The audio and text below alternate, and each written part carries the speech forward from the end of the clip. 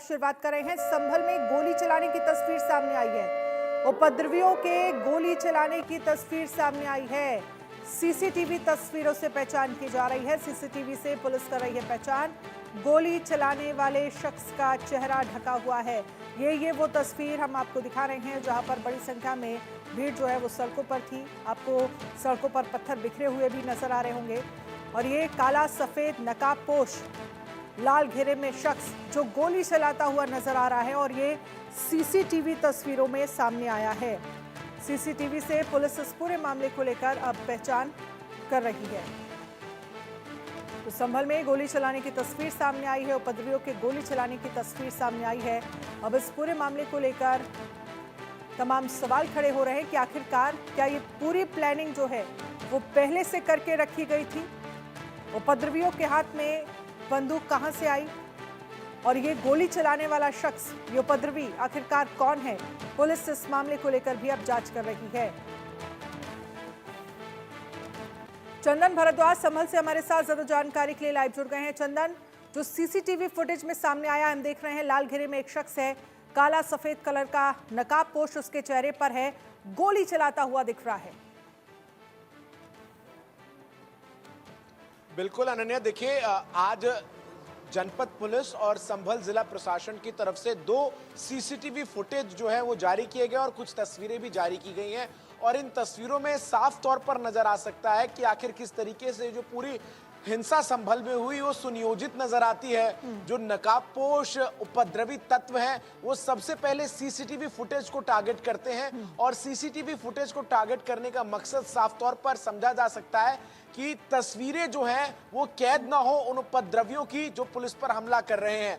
एक बड़े डंडे के सहारे से जो सीसीटीवी फुटेज लगाए गए हैं अलग अलग हिस्सों में मस्जिद के आसपास, वहां पर सबसे पहले उनको गिराने का काम जो है वो किया जाता है। एक वीडियो और भी सामने आई है जिसमें जो उपद्रवी तत्व है उनके हाथ में तमंचा नजर आता है और जो फोटो लगातार इस वक्त इंडिया न्यूज अपने तमाम दर्शकों को दिखा रहा है, उस फोटो में भी एक व्यक्ति जो है वो नजर आ रहा है। उसके चेहरे पर नकाब जो है वो बंधा हुआ है और उसके जरिए हाथ में उसके देसी तमंचा जो है वो नजर आता है, जिसके जरिए फायरिंग की जो तस्वीरें हैं वो वहां पर साफ तौर पर नजर आती है।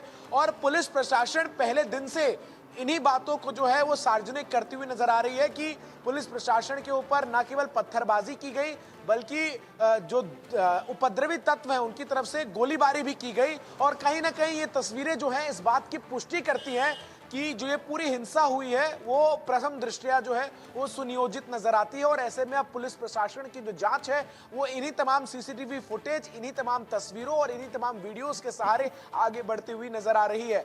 जो 27 लोग हिरासत में लिए गए हैं उनसे पूछताछ भी लगातार की जा रही है। इन सीसीटीवी फुटेजेस को 27 लोग जिन्हें हिरासत में लिया गया है उनसे पूछताछ में अभी तक क्या सामने निकल कर आया है? क्या कुछ ऐसे और भी सीसीटीवी फुटेज सामने आ सकते हैं जिसके जरिए ये साफ हो पाए कि कैसे जो उपद्रवी हैं वो गोलियां चलाते हुए पुलिस पर नजर आए? पत्थर फेंकने की तस्वीरें तो साफ है क्योंकि सड़कों पर जिस तरह से पत्थर फेंके गए हैं वो साफ बता रहा है कि पहले से प्लानिंग कहीं ना कहीं की जा रखी हो रखी थी इस पूरे मामले को लेकर, वरना इतनी बड़ी संख्या में 6-7 ट्रॉली पत्थर भरकर कहां से आए? बिल्कुल, देखिए इस पूरे मामले में जो पुलिस की टीम है वो लगातार जांच कर रही है और अभी तक जांच में क्या कुछ सामने आया है इसको लेकर आधिकारिक तौर पर पुलिस की तरफ से कुछ भी बयान जो है वो नहीं दिया गया है। हालांकि जो सूत्र हैं वो दावा कर रहे हैं कि पुलिस लगातार जिन तमाम लोगों को हिरासत में लिया गया उनसे पूछताछ कर रही है और उनसे ये सवाल पूछा जा रहा है कि आखिर किसके कहने पर ये तमाम लोग जो हैं वो मस्जिद के बाहर इकट्ठा हुए, इतनी बड़ी संख्या में पत्थर जो है वो कहां से आए। और जो तस्वीरें आज उत्तर प्रदेश पुलिस की तरफ से, जनपद पुलिस और जिला प्रशासन की तरफ से जारी की गई है, इन तस्वीरों में जो 2 लोग मौजूद हैं उनकी तस्वीरों को तमाम जो गिरफ्तार लोग हैं उनको दिखाकर उनसे पूछताछ की जा रही है कि क्या आप इन्हें पहचानते हैं। क्योंकि एक और जो इस पूरे मामले में जांच एंगल है वो ये भी है कि क्या ये जो बड़ी संख्या में लोग जिन्होंने हमला किया, ये बाहर से बुलाए गए लोग तो नहीं थे। इसको लेकर भी जो जांच है वो लगातार चल रही है और बड़ा सवाल यही है जिसको बार बार पुलिस प्रशासन की टीम अपने जांच में तमाम जो गिरफ्तार लोग हैं उनसे पूछ रही है कि इतनी बड़ी संख्या में जो पत्थर है वो आए कहां से, किसने उन्हें सूचना दी कि जो मस्जिद में एएसआई की टीम है वो कोर्ट कमीशन के अधिकारियों के साथ सर्वे के लिए पहुंच रही है, और अगर लोग इकट्ठा हुए तो किसकी तरफ से जो है वो पत्थरबाजी की शुरुआत की गई, किसने उन्हें आदेश दिया कि पत्थर जो है वो फेंके जाएं। जबकि जो मौके पर तमाम वीडियोस उस दौरान वायरल हुए थे, उन वीडियोस में साफ तौर पर ये नजर आता है कि जो पुलिस के आला अधिकारी हैं वो लगातार जो उपद्रवी तत्व हैं और जो भीड़ मस्जिद के बाहर खड़ी हुई नजर आई, उनसे ये अपील करते हुए नजर आए कि आप कानून व्यवस्था को हाथ में ना लें, आप किसी के बहकावे में ना आए। लेकिन इसके बावजूद लगातार जो तमाम वीडियोस सामने आए हैं, ड्रोन फुटेजेस भी पुलिस की तरफ से जो है वो जारी किए गए हैं, उसमें भी नजर आता है कि जो शरारती तत्व हैं, जो उपद्रवी तत्व हैं, वो पत्थरबाजी करते हुए नजर आते हैं और गाड़ियों को भी जो है आग के हवाले किया जाता है और उसके बाद स्थिति जो है वो बिगड़ती हुई नजर आती है। पुलिस को जवाबी कार्रवाई में आंसू गैस के गोले और हवाई फायरिंग करनी पड़ती है और 4 लोगों की जो है वो मौत होती है। इस पूरी घटना में 15 पुलिसकर्मी और 5 प्रशासनिक अधिकारी घायल होते हैं और अब इस पूरे मामले की जांच जो है वो लगातार आगे बढ़ती हुई नजर आ रही है। आला अधिकारी अभी मौके पर तैनात है, लेकिन स्थिति जो है अनन्या, मैं ग्राउंड जीरो पर बीते 3 दिन से जब मौजूद हो तो अब सामान्य होती हुई नजर आ रही है। किसी भी राजनीतिक दल, संगठन या बाहरी व्यक्ति को संभल में 30 नवंबर तक प्रवेश की अनुमति नहीं है। राहुल गांधी आज संभल पहुंचने वाले थे, समाजवादी पार्टी का राजनीतिक दल का राजनीतिक दल की बात कर रहे हैं तो आज कई बयानबाजियां जो है वो सामने आई राजनीतिक दलों की तरफ से और इस पूरे मामले को लेकर सियासत हो रही है। लेकिन मैं चाहती हूं कि सियासत करने वालों को ये तस्वीर जरूर देखनी चाहिए। यहाँ हम तस्वीर जो दिखा रहे हैं जिसमें कुछ लड़के, कुछ उपद्रवी जो है वो सीसीटीवी फुटेज जो है वो सीसीटीवी लगा हुआ है डंडे से तोड़ते हुए नजर आ रहे हैं और इस तस्वीर के जरिए जरा अंदाजा लगाइए कि कौन है जो उपद्रव करना चाहता है, कौन है जो पुलिस पर पत्थरबाजी कर रहा है, गोलियां चला रहा है। ये समझने की जरूरत है जो संभल मामले को लेकर जो राजनेता सियासत कर रहे हैं। बिल्कुल अनन्या, ये तस्वीरें जो हैं वो साफ तौर पर सच की गवाही दे रही है।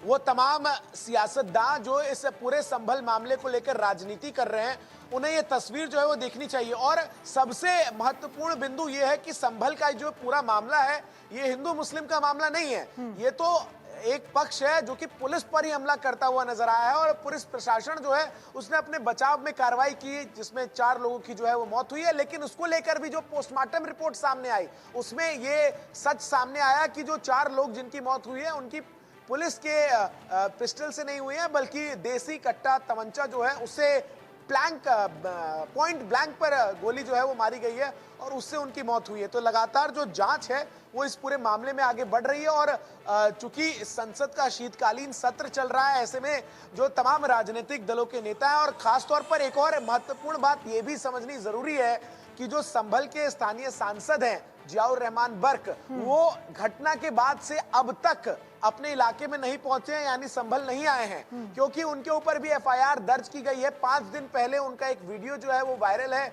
जिसमें वो जो आपत्तिजनक बयानबाजी करते हुए नजर आए हैं। जो स्थानीय विधायक है उनके बेटे का नाम भी एफआईआर में है।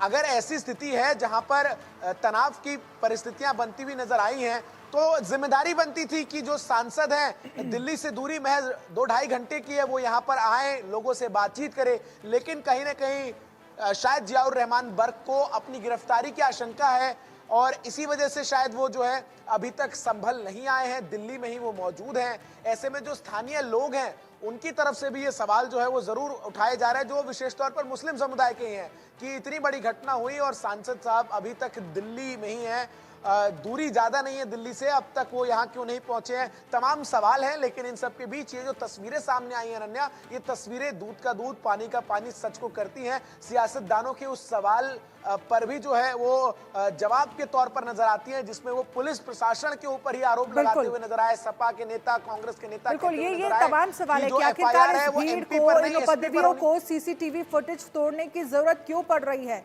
क्यों तमंचा चलाना पड़ रहा है पुलिस वालों पर, क्यों यहाँ सड़कों पर लोग पत्थरबाजी करते हुए नजर आ रहे हैं। और अगर वहां से 6-7 ट्रॉली भरकर पत्थर निकले हैं, ये साफ इशारा है कि पहले से इस पूरे मामले को लेकर प्लानिंग की गई थी, जानकारी थी कि सर्वे की टीम आए और फिर उस पर किस तरह से हमला करना है। इस बात को लेकर ये तमाम चीजें, ये सीसीटीवी फुटेज इस बात पर इशारा करती हैं कि पहले से ही इस पूरे मामले को लेकर कहीं ना कहीं प्लानिंग हुई थी। बहुत बहुत शुक्रिया तमाम जानकारी के लिए चंदन।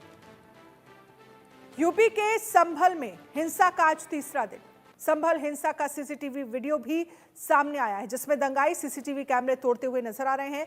वीडियो में तमंचे से फायरिंग करते भी नजर आ रहे हैं।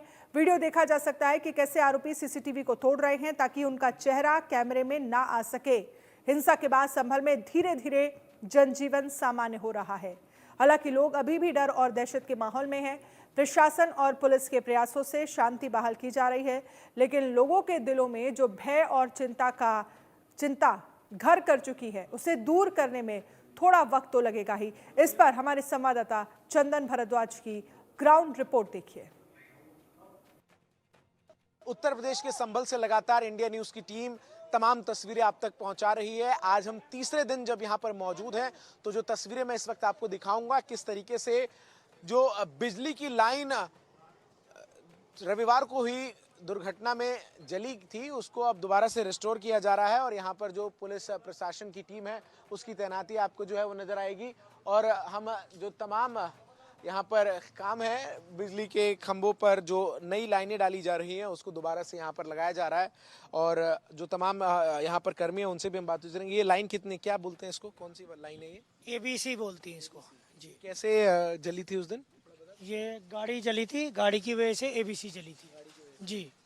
धुआं उतने ऊपर उठा जी, आग के लुक्के इतने ऊपर उठे कि लमसम हमारी को 40 से 40 फीट करीब ऊपर लाइन थी, जिसकी वजह से ABC जल गई थी बीच में से। और टाइम लगेगा इसको पूरा कनेक्शन लमसम 1 घंटा लगेगा। लेके कनेक्शन कट है जी, लमसम 40 से 50 घरों की लाइट बंद है। कितने लोगों की टीम है इस वक्त आपके यहाँ पे? मेरे पास लमसम 10 लोगों की टीम है सारी, हाँ, जिसे मैं लीड कर रहा हूँ सारी। तो आप देख सकते हैं जो मौके पर रेस्टोरेशन टीम है, जो बिजली विभाग की तरफ से आए हैं, वो बिजली की नई लाइन को डालने का काम कर रहे हैं। उत्तर प्रदेश पुलिस के जवानों की मुस्तैदी तैनाती यहाँ पर आपको नजर आती है। और इलाके में जो है वो शांति व्यवस्था इस वक्त कायम है।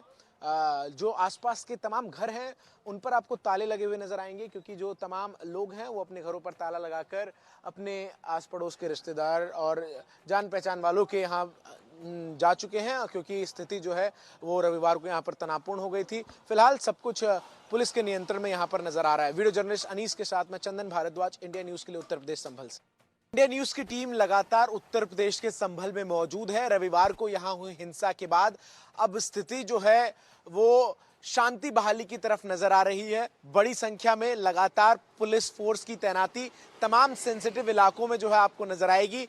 मैं इस वक्त मौजूद हूँ ठीक उसी स्थान पर जहां रविवार को हिंसा हुई, और मेरे ठीक सामने आपको संभल का वो शाही जामा मस्जिद नजर आ रहा है, जिसको लेकर हिंदू पक्ष का दावा है कि ये हरिहर मंदिर है।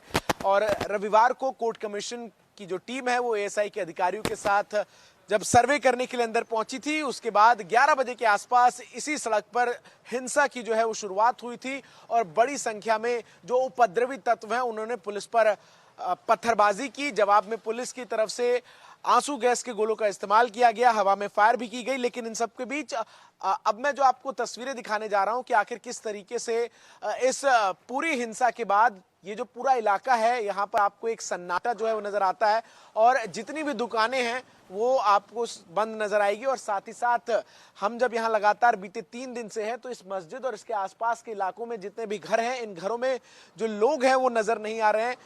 कई लोग जो हैं वो अपने घरों में ताला लगाकर अपने जो रिश्तेदार हैं आसपास के जिलों में, उनकी तरफ रुख कर चुके हैं, क्योंकि इस पूरे मामले में जो 2500 से ज्यादा FIR पुलिस की तरफ से रजिस्टर की गई है, उसमें जो अधिकांश लोग हैं वो इसी मोहल्ले में रहते हैं, जो कि मस्जिद के ठीक सामने है।